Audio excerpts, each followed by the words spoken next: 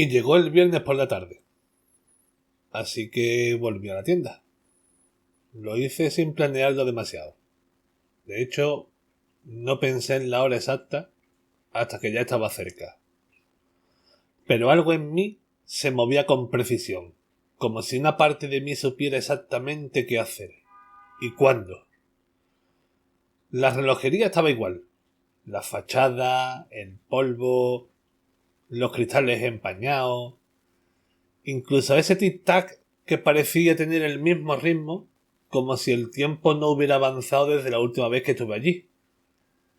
Parecía que habían pasado solo 10 minutos desde que salí, y sin embargo habían pasado ya varios días. Entré y el relojero estaba en el mismo sitio, exactamente en la misma postura, con las manos apoyadas sobre el mostrador y la mirada baja. No se sorprendió al verme. Ni siquiera parecía que me vio. Solo extendió una mano hacia el lateral y sin mirarme colocó el reloj sobre la madera, justo delante de mí. Funciona, me dijo. Nada más. No me preguntó si quería revisarlo. No comentó el trabajo hecho, ni habló de precios ni garantías. Solo ese verbo, lanzado al aire como si fuera una sentencia. Funciona. Lo cogí con cuidado y sí, funcionaba. La corona giraba con suavidad, el segundero avanzaba con precisión y el cristal parecía nuevo, más limpio de lo que lo había visto yo nunca, incluso más que cuando lo cuidaba mi madre. ¿Cuánto es?, le pregunté, esperando que al menos entonces dijera algo más que una palabra. Nada. ¿Cómo que nada?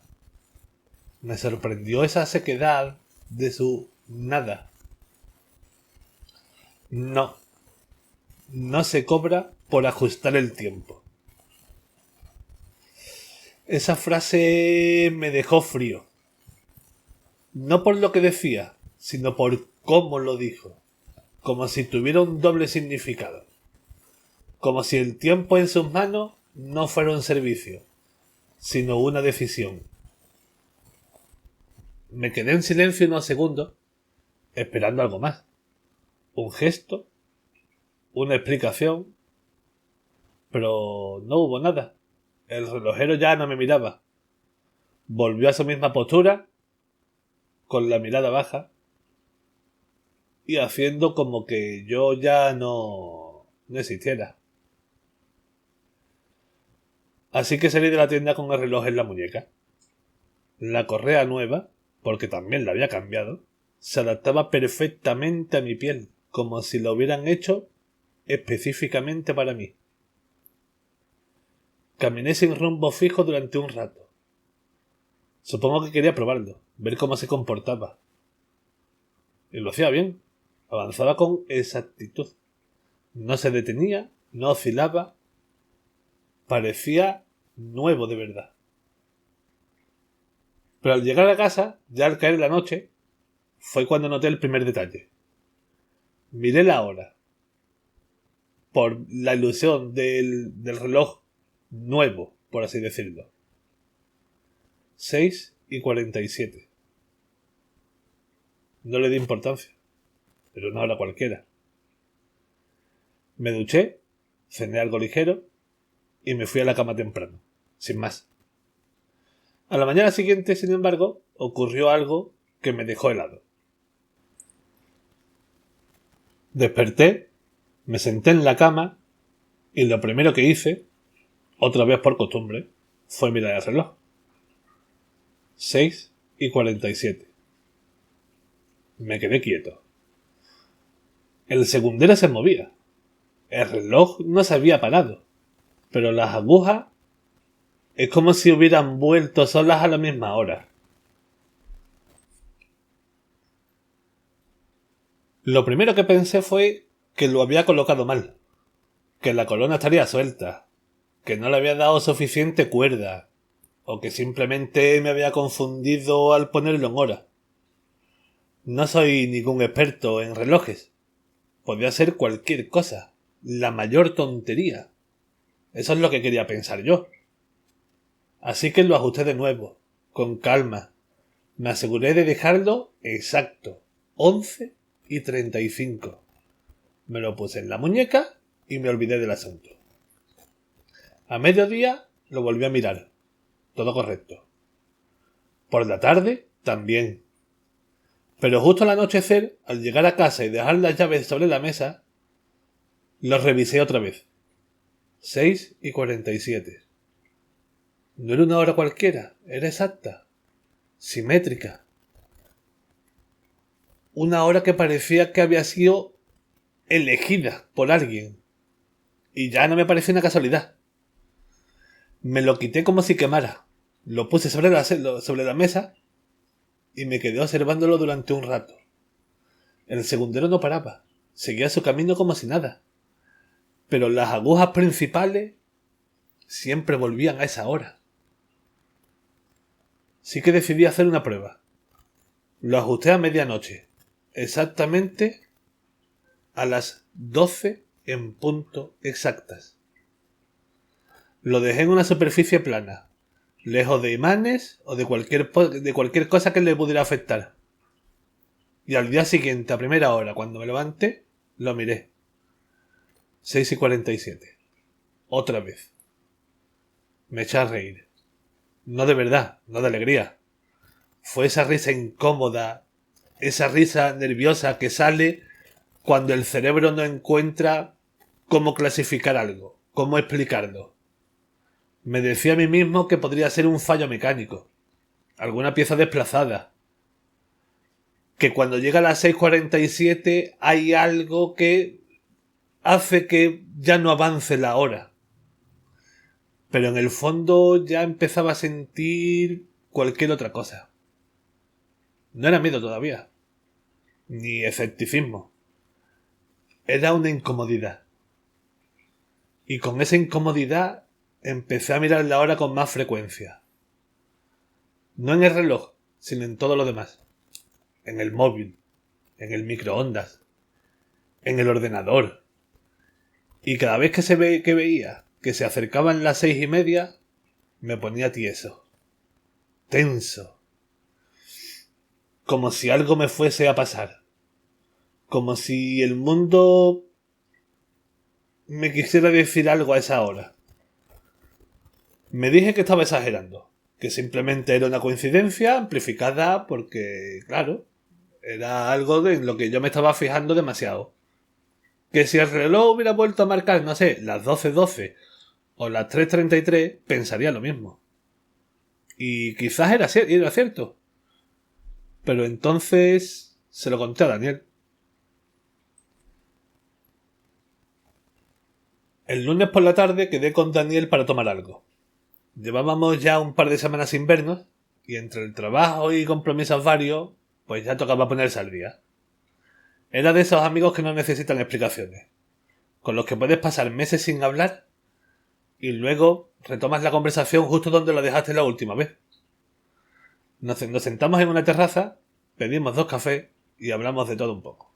Fútbol, series, el curro, algo de política, las tonterías de siempre. Pero en cuanto hubo una pausa, no pude evitar soltarlo. Dani, tengo que contarte algo muy raro. Daniel sonrió con esa expresión que ponía siempre que esperaba una anécdota absurda.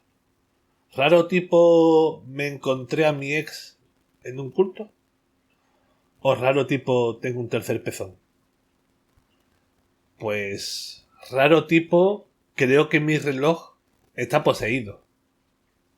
Me miró escéptico. Me miró raro, expectante. Le conté todo, lo de la tienda, el anciano, la entrega sin el recibo, el hecho de que por alguna razón cada vez que lo miraba el reloj terminaba marcando las 6:47.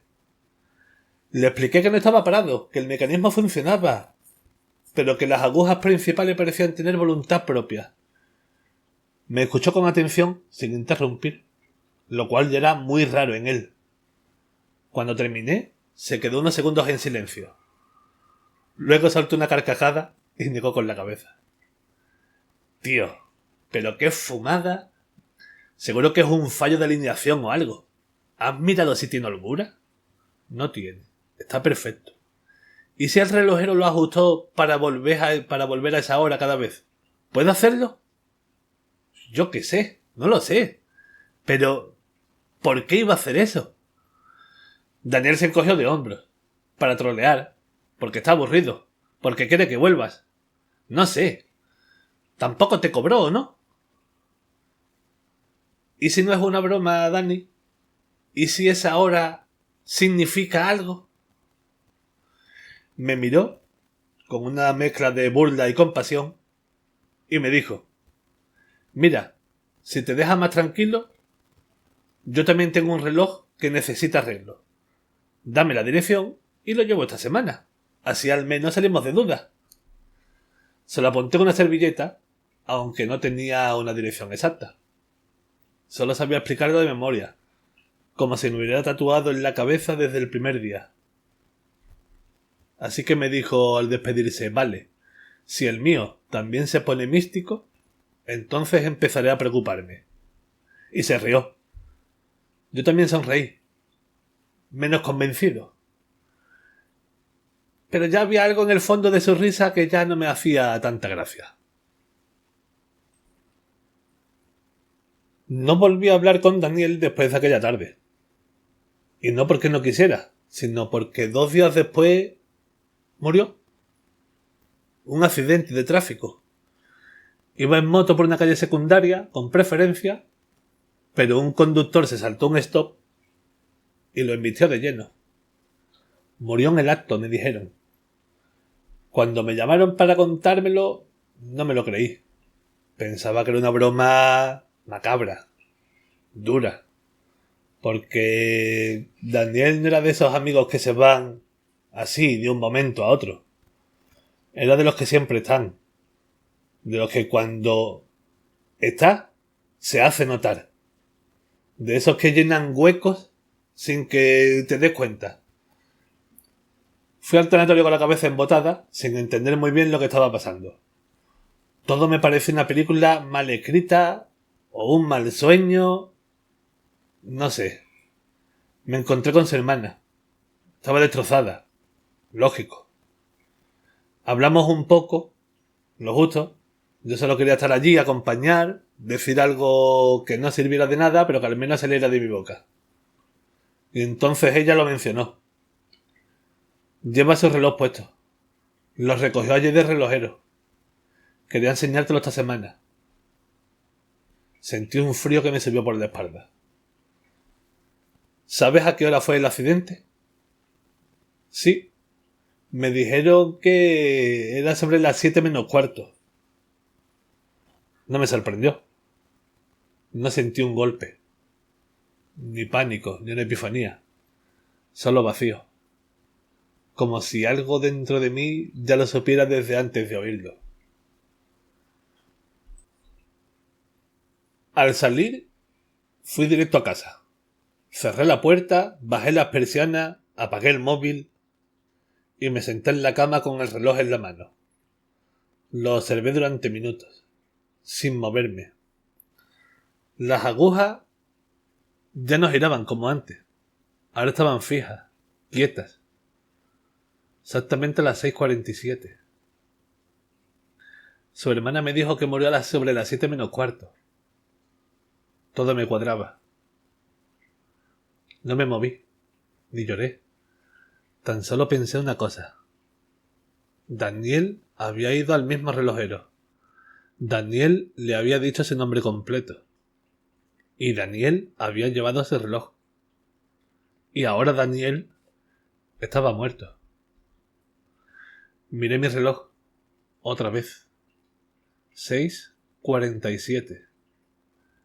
Siempre fue esa hora.